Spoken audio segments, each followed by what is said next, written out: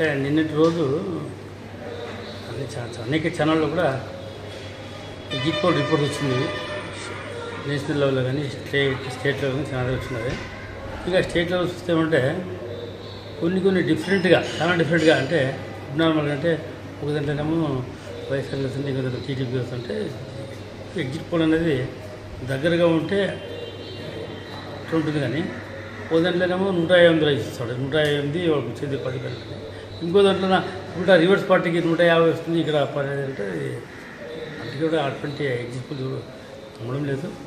ముఖ్యంగా YouTube channel Chanakya అని ఇంకా అది హరా మస్తాన్ కానీ ఇంకా కొన్ని ఛానల్స్లో వస్తాం కదా, అది దాంట్లో ఖచ్చితంగా మాకు తెలిసిన రిపోర్ట్ ప్రకారం మా అంచనా ప్రకారం ఖచ్చితంగా 5 మేము గెలవడం ఖాయం. ఎటువంటి అనుమానం లేదు. ఎన్నిసార్లు కూడా డబ్బులు వచ్చేటంటే 10,000 పైన మెజార్టీ ఉంటుంది, కానీ 10,000 నుంచి అంత తగ్గ క్వశ్చన్ లేదు. స్టేట్లో కూడా ఖచ్చితంగా మాకు తెలిసిన వాళ్ళకి 124 సీట్లు ఖచ్చితంగా మన పార్టీకి వస్తుంది. దాంట్లో ఎటువంటి అనుమానం లేదు.